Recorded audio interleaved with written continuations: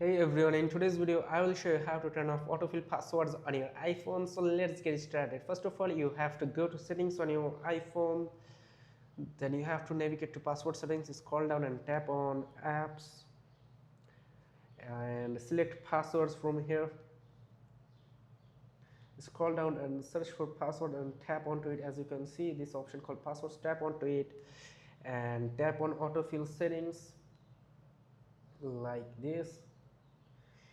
And if you want your passwords to save automatically, then keep it turned on, and if you don't want it, then you just have to turn it off manually, and that's it.